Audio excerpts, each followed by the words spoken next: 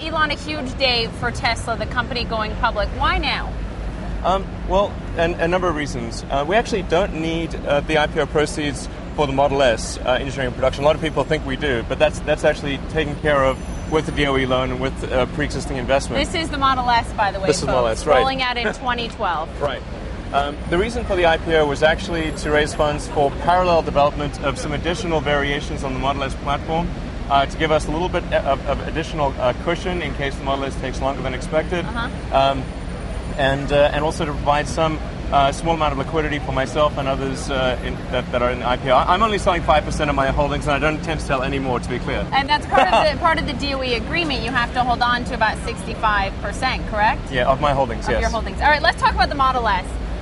It's going to cost about half of what the Roadster costs, about $50,000.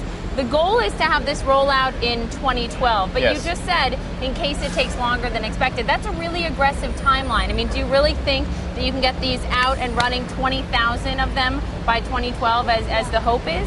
Well, I should be clear, as those that are investing in the IPO are aware, because we've gone through the whole roadshow, or those that have seen the net roadshow have seen, we intend to start production in mid-2012.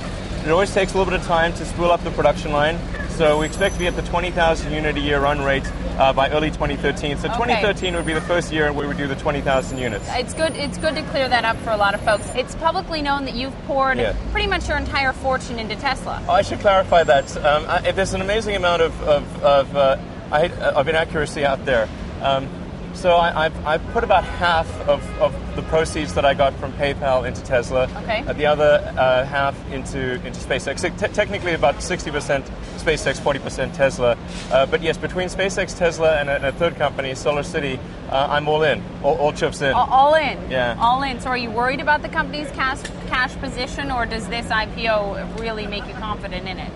I think this IPO gives us a huge amount of security. But like I said, we actually had about a 10% contingency for the Model S program, even without the IPO proceeds. Mm-hmm. Okay, so the IPO proceeds just give us that, a much greater than 10% contingency, and allows us to work on parallel developments as well. Looking at Tesla, this is a startup company. Like many startup companies, you lose money. The company has lost about $260 million since its inception. Yeah. You're going public. You want the public to invest in Tesla. What can you say to reassure investors that might have questions about the potential profitability here? Well, we do often get that question.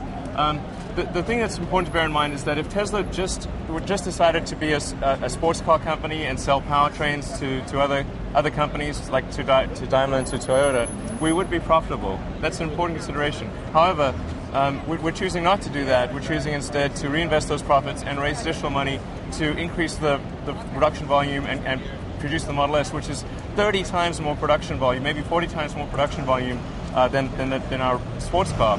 And it's just impossible, if you're going through that kind of growth, to remain profitable as a whole. And up here we have the Roadsters, right? Yeah. Are you going to stop making the Roadster in 2011? Well, every product has a certain production life cycle, and for the Roadster, we can expect to continue manufacturing the Roadster through the end of next year, and then we'll have inventory on hand to continue selling the Roadsters through the first half of 2012. But you're not going to. Why are you going to stop making it? I mean, it's about $100,000. It's an expensive car, but it's also a high-end sports car. Yes, we will be doing a new generation of Roadster that's perhaps a year or two after the first generation stops. Okay. But essentially, we've got some significant changes happening at one of our key suppliers at the end of next year, where they're retooling a factory. If we were to continue the production of the Roadster past that point, it would be very expensive. And the Roadster, by